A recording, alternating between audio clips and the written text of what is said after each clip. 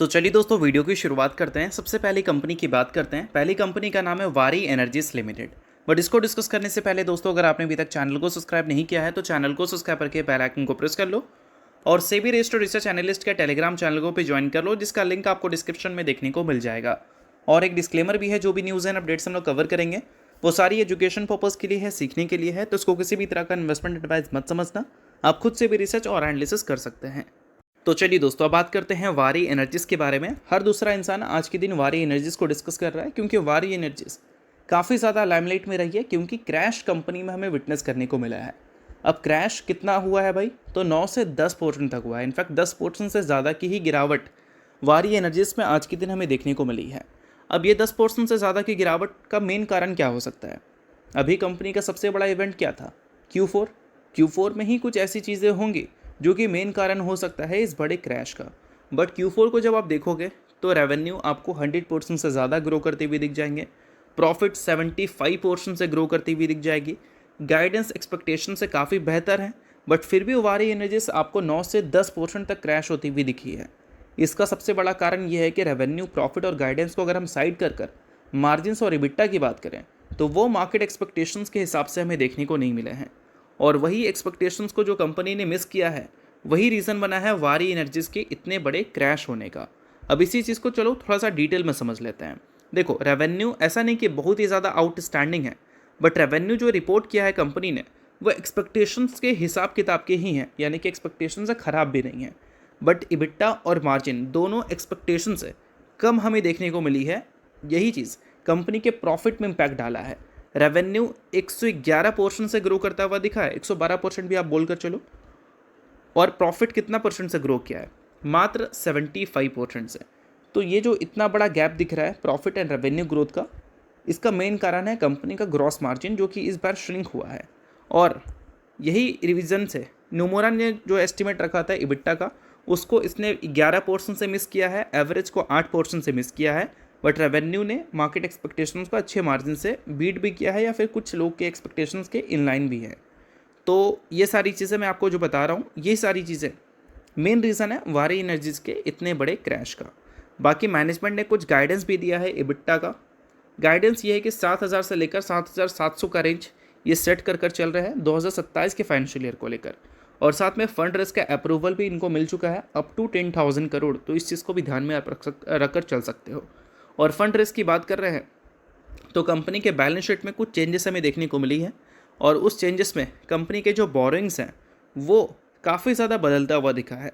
देखो, कंपनी के reserves every financial year काफ़ी शार्प तरीके से हमें बढ़ते हुए दिखे हैं, और इस फाइनेंशियल ईयर भी ये सिलसिला एज इट इज़ कंटिन्यू रहा है। बट जब हम बात करते हैं बोरोइंग्स की, कर्जे की, तो 23 के फाइनेंशियल ईयर में 320 करोड़ था, 24 में ये बढ़कर 553 करोड़ हो गया, 25 में बढ़कर लगभग 1200 करोड़ हो गया, और 26 में ये सीधा डबल 100% से ज़्यादा की ग्रोथ, उससे भी ज़्यादा की ग्रोथ, इनफैक्ट 150% से ज़्यादा की ग्रोथ आप बोल सकते हो। 3213 करोड़ का बोरिंग्स कंपनी ने रिपोर्ट किया है। लॉन्ग टर्म बोरिंग्स जो कि पिछले साल 24 करोड़ का था, इस बार सीधा 815 करोड़ हो चुका है। शॉर्ट टर्म बोरिंग्स जो कि उससे पिछले साल 212 था, उससे पिछले साल 128 था, जो कि पिछले साल 915 करोड़ तक चला गया था, इस बार ये नंबर 1676 करोड़ तक चला गया है। तो कंपनी के फाइनेंशियल्स में कुछ चेंजेस भी देखने को मिली है। एज ए इन्वेस्टर आप इन सारी चीज़ों को भी नोट कर सकते हैं। सो दोस्तों, फिलहाल रिजल्ट का पीरियड चल रहा है, और रिजल्ट के पीरियड में हर कोई को अपनी कंपनी के रिजल्ट जानने हैं। तो इसके लिए क्या कर सकते हैं, आप सेबी रजिस्टर्ड रिसर्च एनालिस्ट के टेलीग्राम चैनल को ज्वाइन कर सकते हैं, जहां पर सबसे पहले आपको रिजल्ट की अपडेट मिलेंगी। साथ में उस कंपनी के टेक्निकल्स को प्रॉपर एनालिसिस कर यहाँ पर अपडेट किया जाएगा, जिसको भी चाहो तो आप चेकआउट कर सकते हो। ये आपके लिए बहुत ज़्यादा यूजफुल रहेगा, क्योंकि इससे आपको क्लैरिटी मिलेगी कि आपकी कंपनी की परफॉर्मेंस अभी के टाइम पे कैसी है और आगे कैसी हो सकती है। और ये सारी चीज़ें कौन देगा? SEBI registered research analyst. तो इसके लिए आप टेलीग्राम चैनल को ज्वाइन कर सकते हैं। ज्वाइन बिल्कुल फ्री में कर सकते हो। मल्टीपल कंपनी के चार्ट्स आपको दिख जाएंगे, जिसको आप चेकआउट भी कर सकते हो। तो लिंक डिस्क्रिप्शन में है, लिंक के थ्रू जाकर चैनल को ज्वाइन कर लो। तो चलिए दोस्तों, बात करते हैं अगली कंपनी के बारे में। सो अगली कंपनी का नाम है मैज़गॉन डॉक शिप बिल्डर्स लिमिटेड। आज के दिन मैज़गॉन काफ़ी ज़्यादा फोकस में है। इसका सबसे बड़ा कारण है कंपनी के Q4 के अर्निंग्स, जो कि आज के दिन आने वाले हैं। अर्निंग्स आने से पहले इसकी एक कॉम्पिटिटर है गार्डन रेस शिप बिल्डर्स, उसने ऑलरेडी अर्निंग्स रिपोर्ट कर दिए हैं। उसके बेसिस पे इस कंपनी में 15% तक की तेज़ी हमें देखने को मिली थी, क्योंकि नंबर्स कंपनी के काफ़ी सही देखने को मिले थे। और इस वजह से मैज़गॉन को लेकर, कोचिंग शिपयार्ड को लेकर बाजार की जो एक्सपेक्टेशन है वो थोड़ी सी बेहतर हो चुकी है कि इसके भी अर्निंग्स हमें अच्छे देखने को मिल सकते हैं। और मैज़गॉन की बात करें तो इसके earnings year on year basis पे तो अच्छे दिख सकते हैं, but Q on Q basis पे एक डाउट है कि अर्निंग्स हमें अच्छे देखने को मिल ही जाएंगे। क्योंकि भाई रेवेन्यू की बात करें तो पिछले क्वार्टर में कंपनी 3600 करोड़ का रेवेन्यू रिपोर्ट की थी, और पिछले फाइनेंशियल ईयर का क्वार्टर 4 में 3174 करोड़ का रेवेन्यू था, और इस बार मार्केट 3450 करोड़ के आसपास की उम्मीद लगाकर चल रही है। तो क्यू एन क्यू बेसिस पे साफ साफ हम गिरावट देखेंगे, but year on year basis पे ग्रोथ देखेंगे, बट वो ग्रोथ गार्डन रिच बिल्डर्स वाला नहीं होगा, क्योंकि गार्डन रिच बिल्डर्स ने अपने रेवेन्यू में 29% तक की ग्रोथ दिखा दी थी, और उससे कम ग्रोथ हो सकता है मैज़गॉन रिपोर्ट करते हुए दिख जाए अगर एक्सपेक्टेशंस के हिसाब से होती है। तो अगर एक्सपेक्टेशंस को बड़े मार्जिन से बीट करती है तो फिर हो सकता है कि गार्डन रिच शिप बिल्डर जैसे ही ग्रोथ हमें देखने को मिल जाए। अगर हम बात करें दोस्तों प्रॉफिट की, तो 880 करोड़ का प्रॉफिट पिछले क्वार्टर में था। पिछले साल के क्वार्टर 4 में 325 था प्रोविज़न की वजह से, बट इस बार प्रोविज़न का कोई इम्पैक्ट नहीं आएगा, तो इस वजह से 300-400 करोड़ का प्रॉफिट कंपनी शो नहीं करेगी। मार्केट उम्मीद कर रही है 746 करोड़ तक का प्रॉफिट। अगर क्यू एन क्यू बेसिस पे देखोगे तो यहाँ पर प्रॉफिट में तो साफ साफ डिक्लाइन हमें दिख ही रहा है, but year on year basis पे देखें तो मार्केट 100% से ज़्यादा की ग्रोथ उम्मीद कर रही है, और 100% से ज़्यादा की ग्रोथ अगर ये रिपोर्ट कर दे तो फिर आउटस्टैंडिंग नंबर उसको कंसिडर नहीं किया जाएगा, बट बोल सकते हैं नंबर बेहतर होगा। बट हमेशा क्या होता है कि एक डिफेंस कंपनी का जो बेस्ट नंबर होता है ना, वो फाइनेंशियल ईयर का लास्ट क्वार्टर में ही देखने को मिलता है, यानी कि Q4 में। तो मुझे काफ़ी ज़्यादा शॉक लगेगा अगर क्वार्टर 4 के अर्निंग्स क्वार्टर 3 के कंपैरिजन में कम देखने को मिलते हैं। अगर 3 से बेहतर देखने को मिलते हैं तो अर्निंग्स तो मार्केट को पसंद आ ही जाएगा, बट अगर कम देखने को मिले तो मुझे पर्सनली उतने अर्निंग्स पसंद नहीं आएंगे।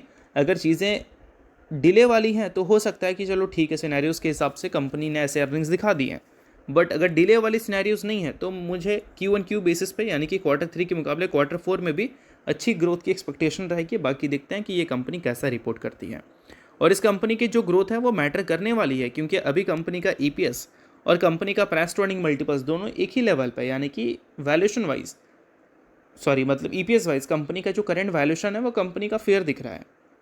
अगर ईपीएस यहाँ से ऊपर जाएगा तो वैल्यूएशन नीचे आएगा, जिस कारण कंपनी को अंडर वैल्यूड कंसिडर किया जा सकता है और तेज़ी दिख सकती है। और वही ईपीएस अगर नीचे आ जाए अर्निंग्स खराब होने की वजह से, तो वैल्यूएशन ऊपर चला जाएगा, जिस केस में कंपनी को ओवर वैल्यूड भी कंसिडर किया जा सकता है। तो ये सारी चीज़ों पे आपको ध्यान रखना है।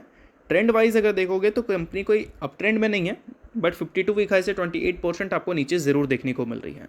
तो ये सारी चीज़ों को आप ध्यान में रखना। बाकी अगर आपने अभी तक सेबी रजिस्टर्ड रिसर्च एनालिस्ट के टेलीग्राम चैनल को ज्वाइन नहीं किया है तो उसको जाकर आप ज़रूर ज्वाइन कर लो, उसका लिंक आपको डिस्क्रिप्शन में देखने को मिल जाएगा।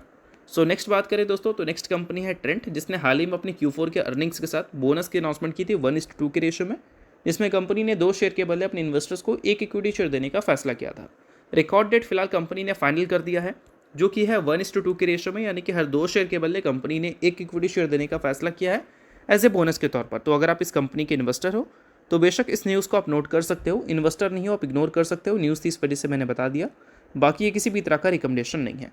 तो होप करता हूँ ये वीडियो आपको अच्छा लगा, और लाइक कीजिए, पहली बार सब्सक्राइब कीजिए। वीडियो के लिए बहुत बहुत शुक्रिया।